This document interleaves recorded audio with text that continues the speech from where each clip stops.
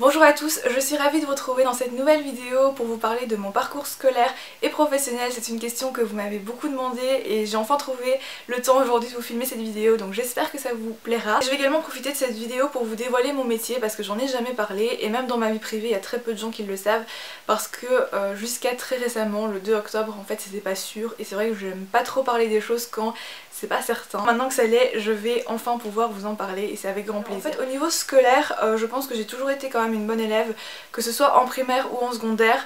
Juste une précision pour continuer la vidéo, il n'y a pas de collège ou lycée en Belgique, donc on parle d'année secondaire. C'est un bloc entier si vous voulez. Alors en primaire, comme beaucoup d'autres élèves je pense, je m'ennuyais en fait beaucoup en cours parce que j'étais du genre à m'avancer. Pour moi une chose qui est déjà faite n'est plus à faire. Mais du coup cet ennui et un peu ce temps libre que j'avais, ça m'a permis quand même de m'intéresser à plein de choses. C'est vrai que j'aime beaucoup en fait m'intéresser à diverses choses qui ont peut-être rien à voir l'une avec l'autre. Mais voilà, c'est comme ça. Un peu plus tard dans les années secondaires, pour moi ça a été pareil, c'est-à-dire que je réussissais assez facilement en cours. Pour être honnête avec vous, je pense que j'avais quand même des facilités à retenir plus facilement. En tout cas, j'avais pas à faire grand chose. Par contre, j'ai toujours été une élève très calme en classe, très discrète et du coup j'écoutais beaucoup et ça me permettait également voilà, d'être attentive en cours. Je pense que c'est quelque chose qui aide toujours et je pense en fait que c'est ça qui faisait que j'avais pas besoin de beaucoup étudier parce que tout ce que je retenais en cours n'était plus à retenir chez moi et la seule chose que j'avais à faire en fait du coup c'était juste relire mon cours une ou deux fois. En général j'avais quand même 14-15 et donc c'était quand même assez bon. Surtout que moi-même je savais que je faisais rien hein, pour être honnête avec vous, donc en même temps je ne méritais pas spécialement plus que quelqu'un d'autre d'avoir 18 ou 19. En fait ça changeait en fonction des années, en fonction des profs que j'avais parce que je suis quelqu'un qui fonctionne très fort par rapport aux méthodes et c'est vrai que quand il y avait un professeur qui avait la bonne méthode en ce qui me concernait, ça m'intéressait beaucoup plus et donc du coup ça fonctionnait mieux pour moi. Donc il y avait une année je me souviens où en maths j'avais, j'étais vraiment à la limite, j'avais peut-être 12 ou 13 de moyenne et puis l'année d'après j'avais 19 de moyenne en maths juste parce que c'était une différente méthode en fait et que c'était une méthode qui m'allait mieux tout simplement. Mais donc voilà, du coup j'avais parfois des très bonnes notes, parfois un peu moins. Alors une question que vous m'avez beaucoup posée, c'est au niveau des cours et des options que j'avais en secondaire. Je me souviens plus exactement parce que ça revient quand même à 5-6 ans en arrière quoi. Mais je sais que j'avais donc 4 heures de néerlandais par semaine. J'avais 6 heures de mathématiques par semaine. En fait on avait le choix entre 3 options, donc 4 heures, 6 heures ou 8 heures. Je me suis dit bah, je vais prendre le milieu. Voilà.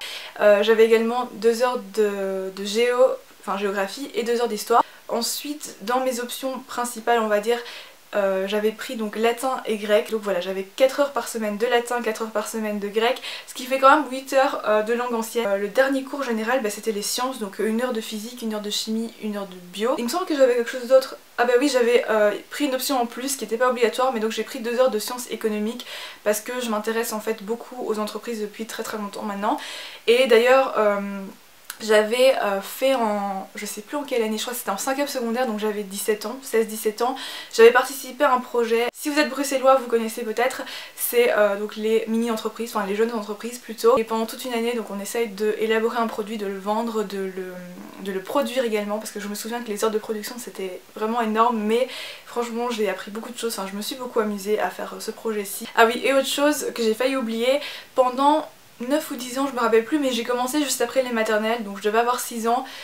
J'ai fait donc tous les samedis des cours de chinois en fait. Je pense que apprendre des langues c'est toujours intéressant pour s'ouvrir au monde, s'ouvrir à différentes cultures. Alors vous allez me dire oui mais toi c'est des origines alors c'est normal, mais j'ai vraiment envie en fait de vous dire que si vous avez l'occasion d'apprendre d'autres langues, franchement je vous le conseille mais à 100%. Je pense que tout est intéressant et en plus on a beaucoup plus de facilité à apprendre une langue quand on est jeune. Je pense que c'est très utile pour l'avenir, surtout dans notre monde actuel. Et donc après mon année de réto, donc la réto ça équivaut en France à la terminale il me semble, oui c'est ça. Je suis partie donc à l'université et je suis allée donc pour les Bruxellois qui connaissent, aux facultés universitaires de Saint-Louis, donc à Bruxelles. Et donc j'ai entamé un bachelier en sciences économiques et gestion. Le bachelier n'a rien à voir avec le bac en France, c'est l'année de bachelor. Et donc je me suis lancée dans ces études là et en fait ça a été un peu la catastrophe pour moi parce que déjà je pense qu'on n'est jamais assez informé par rapport à l'université. Je sais pas, j'arrivais pas à m'intéresser aux cours, j'étais complètement distraite. Je pense que la seule raison pour laquelle j'allais en cours c'était juste pour revoir mes copines de cours et c'est tout. J'arrivais pas en fait à me motiver que ce soit pour étudier ou quoi que ce soit, parce qu'en plus le problème étant que je n'avais jamais étudié de ma vie, donc je ne savais pas ce que c'était réellement étudier, à part mes mots de vocabulaire avant, pendant mes années primaires et secondaires, je n'avais jamais étudié, je n'avais aucune méthode en fait. J'ai eu des facilités pendant très longtemps et puis du jour au lendemain, en fait ça fonctionne pas à l'université tout simplement. Et donc c'est seulement à partir de ma première année d'université à 18 ans que j'ai commencé à penser à une méthode de travail. Moi ça a été très compliqué, c'était une année vraiment où je n'avais aucune motivation et surtout en fait en janvier de cette année là, je pense qu'on était en 2011, j'ai eu un problème personnel qui a un peu changé je pense aussi toute la vision que j'avais de la vie entre guillemets. En tout cas j'avais plus envie de suivre le chemin que j'avais commencé et j'avais envie d'autre chose, de découvrir autre chose et donc je me suis dit c'est pas des études pour moi.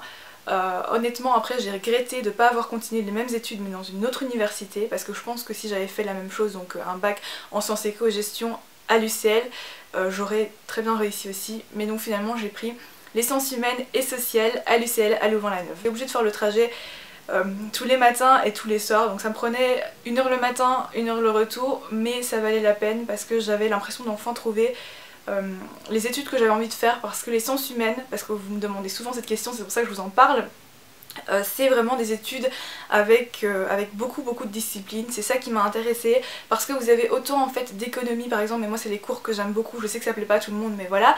Vous avez également de la science politique, de la sociologie, j'ai oublié là, de la communication, mais ça c'était parce que c'était ma mineure donc mon option. Également des cours au niveau mathématique, enfin statistique, probabilité, également beaucoup de cours de droit. Voilà, j'avais quand même pas mal de portes qui restaient ouvertes et c'est ça qui m'a intéressée vraiment le plus. Et donc pendant ces 3 ans-ci j'ai réussi parce que surtout j'étais intéressée par ce que j'étudiais et je pense que c'est ça le plus important quand vous choisissez ce que vous avez envie d'étudier, c'est déjà de vous projeter dans l'avenir. Est-ce que le travail que vous apprêtez à faire, vous pouvez le faire pendant longtemps, et ensuite surtout est-ce que ces cours là vous intéressent réellement, est-ce que vous êtes capable de les faire quand même pendant au moins 5 ans. Voilà, il faut se poser ce genre de questions, c'est vraiment un conseil que je vous donne parce que je suis passée par là donc je sais ce que c'est de pas savoir ce qu'on veut et surtout d'être perdu en fait et de pas avoir l'impression de trouver sa place. Garder la motivation c'est peut-être le plus difficile, mais quand on veut vraiment quelque chose je suis persuadée qu'on peut y arriver même si c'est dur.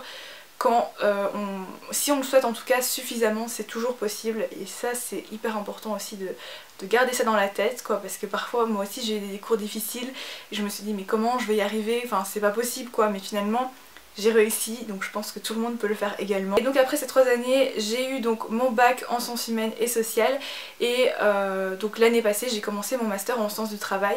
Donc les sciences du travail, ça vous permet d'aller vers le métier de gestion du personnel.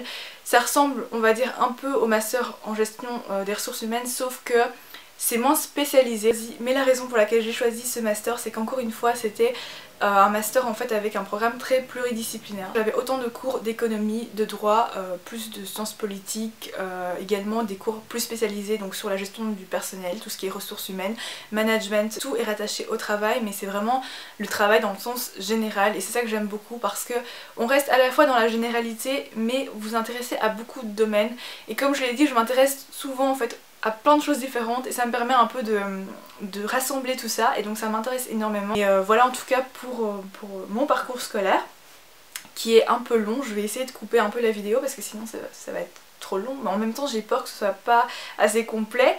Enfin bref, si vous avez des questions n'hésitez pas à me les poser en commentaire, j'essaierai d'y répondre comme d'habitude. Maintenant je vais parler du parcours professionnel que j'ai.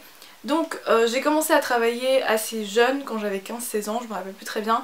Mais c'est vrai que déjà le fait que mon père est entrepreneur et gérant de société, j'ai toujours été plongée dans ce milieu-là. C'est vrai que c'est toujours quelque chose qui m'a intéressée, mais en même temps je sais aussi à quel point c'est compliqué. J'ai toujours vu en fait mes parents sacrifier peut-être leur vie privée pour leur vie professionnelle et c'est tellement d'investissement, tellement de temps que voilà, il faut je pense vraiment être motivé, aimer ce qu'on fait et c'est pour ça que maintenant ça va faire bientôt 3 mois que j'ai ouvert ma boutique en ligne parce que j'avais envie voilà d'essayer, de m'essayer à l'entreprise, de savoir ce que c'est également, enfin de savoir ce que c'est réellement avec tous les risques que ça comporte en fait. Et peut-être que certains ne comprennent pas, c'est vraiment beaucoup d'investissement mais ça me plaît beaucoup. Toutes les expériences en fait que j'ai eues pendant mes jobs d'étudiant à partir de mes 15 ans m'ont beaucoup aidé et le premier c'était le Galeria Dino. Donc le Galeria Dino En France, ça équivaut un peu aux Galeries Lafayette, je pense. J'ai travaillé donc en bijouterie, horlogerie et également en maroquinerie. C'est peut-être aussi de là que vient ma passion des sacs à main et parures, enfin tout ce qui est accessoires, donc chapeau, lunettes de soleil, etc. Je connais très bien, on va dire, ces rayons-ci. J'ai fait également de l'encodage. Enfin, je vais pas vous citer tous les jobs d'étudiants que j'ai fait parce que j'en ai fait pas mal. Je pense que ce soit 2 semaines, 1 mois, 2 mois de job étudiant, c'est toujours intéressant parce que ça va vous permettre que vous fassiez des erreurs ou pas, que ça vous plaise ou pas, ça va vous permettre de vraiment connaître en fait pas mal de métiers. Et c'est pour ça que j'ai fait autant de choses différentes et que je continue à faire des choses en fait assez différentes. C'est vraiment ça qui me plaît, collectionner vraiment différentes expériences d'un peu partout. Si on n'a qu'une vie, je pense qu'il faut vraiment la vivre à fond et faire ce qu'on aime. Donc le 2 octobre dernier, j'ai été nommée lors d'une assemblée générale d'une société que je nommerai pas parce que c'est vraiment mon métier et voilà, l'administration. Et c'est juste en fait quelque chose d'assez fou parce que j'ai 23 ans. Mais je suis ravie de la mission qu'on me donne et l'opportunité qu'on m'offre parce que ça me permet voilà, d'encore plus approcher le monde des sociétés aujourd'hui. Et j'ai pas encore terminé mes études, vous le savez, parce que j'ai dû malheureusement faire une pause à cause de mes problèmes de santé l'année passée, mais je compte bien les terminer en même temps. Ça ne change rien en fait que je continue à être étudiante et à travailler pour ça. Et mon vrai métier aujourd'hui c'est ça, c'est de gérer ces choses là pour cette société-ci et pour moi c'est vraiment un vrai plaisir.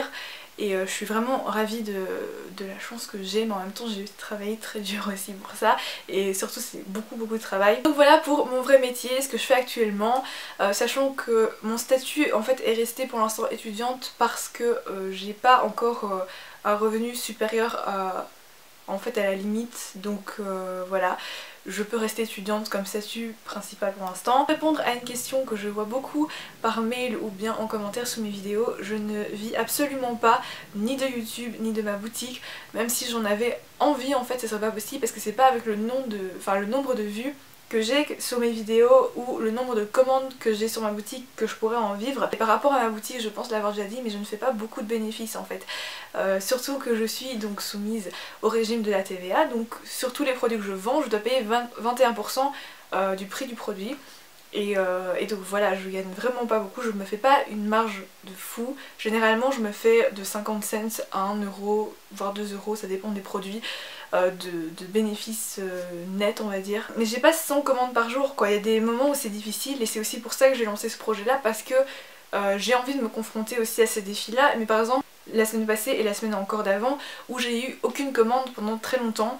Et bon voilà, ça fait partie du jeu aussi. C'est vrai qu'au moment du lancement j'ai eu beaucoup de commandes et d'ailleurs je voulais vraiment remercier toutes les personnes qui m'ont fait confiance, toutes les personnes voilà, qui ont passé commande, qui m'ont soutenue, ça m'a fait vraiment énormément de plaisir. Je continue à travailler puisque de toute façon vendredi le 9 octobre donc ma collection va sortir, donc ça me rend vraiment très heureuse et comme vous pouvez le constater voilà, je travaille beaucoup, enfin je fais beaucoup de choses à la fois, parfois c'est un peu compliqué mais je fais toujours mon maximum dans tout ce que j'entreprends et si j'entreprends quelque chose c'est parce que je compte faire le maximum, sinon ça ne sert à rien. Et donc maintenant vous savez à peu près tout sur mes activités professionnelles et non professionnelles mais des projets qui me tiennent à cœur.